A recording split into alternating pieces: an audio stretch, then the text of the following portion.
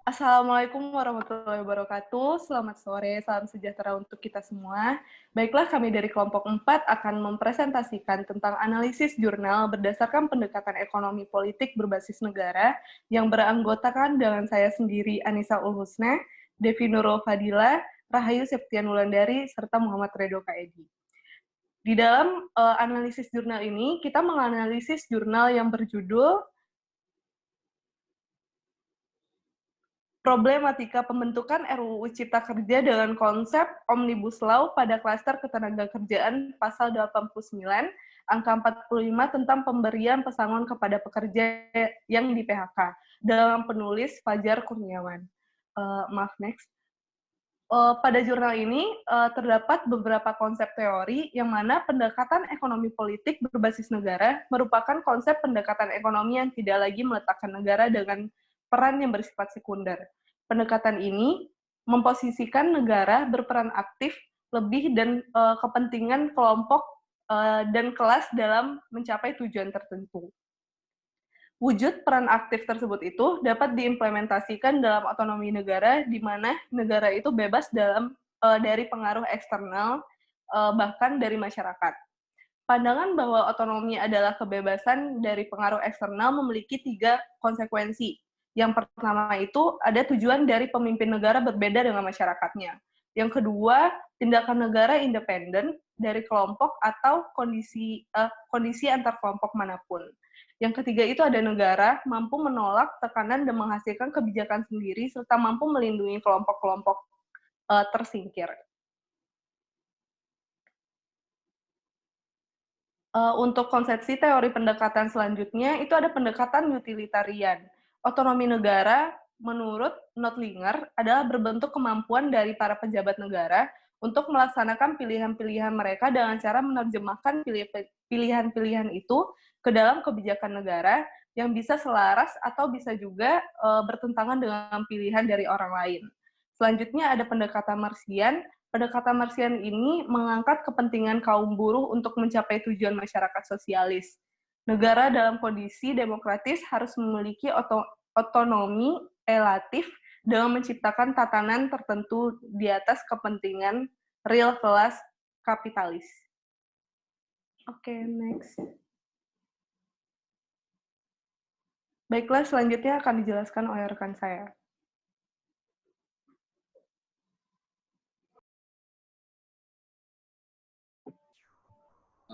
Selanjutnya yaitu adalah konsepsi teori pendekatan. Konsepsi teori pendekatan ada selanjutnya pendekatan statisme, yaitu memiliki misi mewujudkan kepentingan nasional yang berbeda dengan kepentingan kelompok tertentu dalam masyarakat. Kepentingan nasional ini bukan untuk agregat dari kepentingan pribadi atau kelompok masyarakat, melainkan negaralah yang menentukan nilai-nilai dari kepentingan tersebut.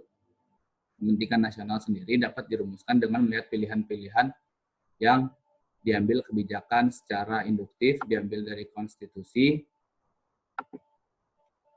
ataupun visi negara. Yang kedua, pendekatan transformasional historis struktural, yaitu menurut Peter Gurvitch menyatakan bahwa negara yang memiliki otonomi bukanlah negara yang terpisah atau bertentangan dengan masyarakat. Negara ikut berperan dalam menciptakan landasan sosial bagi dirinya. Ide tentang otonomi negara memiliki hubungan dengan negara yang berperan secara aktif, yaitu negara yang mengambil inisiatif dan mendefinisikan kemungkinan tindakan yang bisa diambil secara kreatif terhadap tuntutan pribadi atau kelompok sehingga dapat diwujudkan melalui kebijakan dan politik. Selanjutnya, yaitu analisis kasus yang terjadi. Omnibus Law biasanya disebut sebagai undang-undang sapu jagat karena mampu mengganti beberapa norma undang-undang dalam suatu peraturan. Undang-undang Ketenagakerjaan yang sebelumnya diatur dalam Undang-Undang Nomor 13 Tahun 2003 tentang Ketenagakerjaan, Undang-Undang Nomor 40 Tahun 2004 tentang Sistem Jaminan Sosial, dan Undang-Undang Nomor 24 Tahun 2011 tentang Badan Penyelenggaraan Jaminan Sosial menjadi satu dalam RUU menjadi satu dalam RUU Cipta Kerja. Pasal 80, yang pertama pasal 89 ayat 45 RUU Cipta Kerja yang mengganti ketentuan pasal 156 Undang-Undang Nomor 13 Tahun 2003 tentang Ketenagakerjaan yang menyebutkan beberapa ketentuan perhitungan uang pesangon yang mengalami perubahan pada ayat 1 pasal 156 Undang-Undang Nomor 13 Tahun 2003 yang diganti dengan redaksinya yang tersebut, yaitu dalam hal terjadi pemutusan hubungan kerja, pengusaha wajib membayar uang pesangon dan atau uang penghargaan masa kerja. Yang kedua, pada ayat 3 pasal 156, perubahan yang dilakukan pada huruf G dan H diganti dengan ketentuan huruf G yang berbunyi masa kerja 21 tahun atau lebih 8 bulan upah. Perubahan tersebut merupakan upaya menghapuskan perhitungan uang penghargaan masa kerja sebagaimana yang telah diatur masa kerja 24 tahun atau lebih akan mendapatkan 10 bulan upah yang diterima.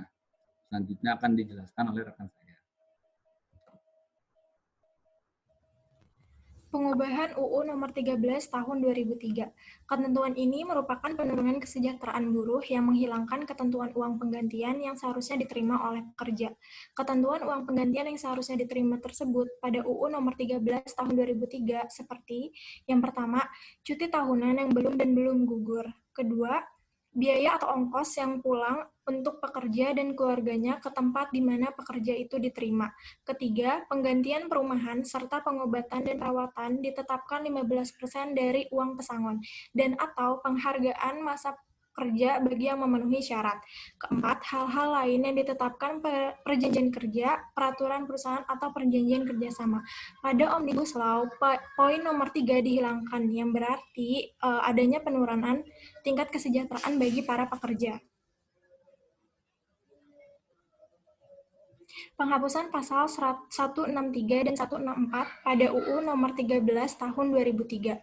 Pada pasal 163 ayat 2 tersebut dinyatakan buruh dapat memperoleh pesangon 2 kali lipat dari yang seharusnya jika perusahaan melakukan PHK karena perubahan status, penggabungan, atau peleburan tetapi pengusaha tak bersedia menerima buruh di perusahaannya. Yang kedua, pada pasal 164 ayat 3 menjelaskan bahwa pengusaha dapat melakukan PHK jika perusahaan tutup bukan karena kerugian 2 tahun berturut-turut atau bukan karena keadaan memaksa dengan ketentuan buruh berhak atas pesangon 2 kali lipat dari yang seharusnya diterima. Penghapusan 2 pasal tersebut semakin mendukung pemerintah menetapkan RUU Cipta Kerja tersebut, bukan atas dasar meningkatkan kesejahteraan masyarakat yang seharusnya menjadi ultimate goal dalam setiap kebijakannya. Selanjutnya akan dijelaskan oleh teman. Nah, fokus untuk presentasi ini adalah menjelaskan bagaimana jurnal yang tadi sudah ditunjukkan dianalisis dengan pendekatan ekonomi berbasis negara. Nah, sesuai teorinya terdapat 3 pendekatan. Yang pertama utilitarian, yang kedua ada transformasi, yang ketiga ada Marxian, dan sebagainya. Nah, yang pertama ada pendekatan utilitarian. Nah, kalau dinilai dari pendekatan ini bahwa jurnal tentang RUU Cipta Kerja karya dari Fazar Kurniawan ini sangat tidak menganut pendekatan utilitarian. Hal itu dikarenakan dalam prosesnya pembentukan RUU Cipta Kerja ini sama sekali hanya melihat dan memperhitungkan pendapat dari pejabat negara, sebagaimana dijelaskan pada pendekatan utilitarian bahwa negara itu diwakili oleh pejabat negara itu sendiri, sehingga pejabat negaralah yang memutuskan segala macam persoalan ataupun kebijakan yang ditentukan di negaranya. Sehingga dalam kasus ini tentu saja RUU Cipta Kerja hanya mewakili keputusan dari pejabat negara, bukan keputusan dari masyarakat luas. Artinya hanya menguntungkan pejabat negara tersebut, bukan menguntungkan masyarakat secara luas. Selanjutnya, jika dianalisis dengan pendekatan Marxian, pendekatan ini juga kurang cocok dianalisis di jurnal tersebut, yaitu jurnal tentang Omnibus Law, karena di pendekatan Marxian ini sebenarnya negara memberikan keleluasaan akan adanya kekayaan pribadi atau hak milik pribadi, asalkan negara hadir dalam bentuk otonomi relatif. Artinya otonomi relatif, artinya pemerintah menciptakan tatanan sosial tertentu agar kehidupan berlangsung secara normal dan juga adil secara sosial. Nah, pada saat pendekatan Marxian ini diterapkan, pemerintah itu hadir sebagai penengah dengan memiliki kepentingan yang namanya bersifat ideologis. Artinya pemerintah benar-benar ideologis untuk menjaga kesejahteraan secara adil, baik dari buruh maupun juga dari pemilik kapital. Namun, lagi dan lagi, jurnal ini tidak cocok dianalisis dari pendekatan ini, karena kembali, jurnal ini hanya memperkaya para pemilik modal. Dan dalam Omnibus Law ini, dalam klaster ketenaga kerjaan tidak membela kepentingan kelas buruh sama sekali sebagai kepentingan negara yang sifatnya ideologis. Lalu yang ketiga, yaitu pendekatan transformasional atau historis struktural. Pendekatan ini juga kurang mengimplementasikan di jurnal ini, dikarenakan bahwa sebenarnya di pendekatan transformasional ini pemerintah hadir sebagai negara yang kreatif, artinya segala tuntutan dari masyarakat diimplementasikan dalam bentuk kebijakan, dan tuntutan atau inisiatif tersebut juga hadir dari masyarakat secara luas, bukan dari negara tersebut atau dari pejabat negara. Jadi lagi dan lagi pendekatan transformasional atau historis struktural itu tidak cocok dan tidak ada dan tidak melingkupi di jurnal tersebut. Selanjutnya saya serahkan ke Rahayu Septian. Jadi kesimpulan dari tugas kami ini adalah dengan pembentukan RUU Cipta Kerja yang sangat singkat dengan tujuan untuk menggantikan puluhan UUD dengan satu regulasi yang sejalan. Ini menimbulkan konflik-konflik baru maupun konflik yang memang telah terjadi di Indonesia itu sendiri. Bukan memberikan solusi yang baik agar masyarakat merasa sejahtera. Masalah ini ada pada perubahan ketentuan pemberian pesangon pada pasal 89 angka 45 yang merubah ketentuan di dalam Undang-Undang Nomor 13 Tahun 2013 tentang ketenaga kerjaan.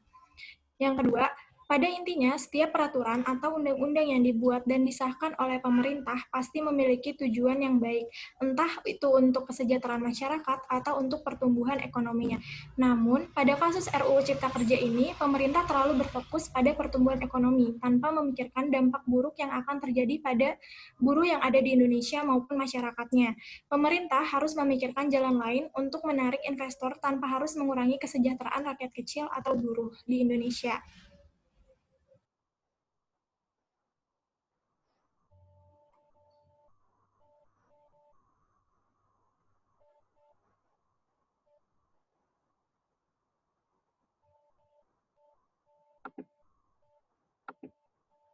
Ya, mungkin itu saja presentasi dari kelompok 4 mengenai analisis jurnal tadi.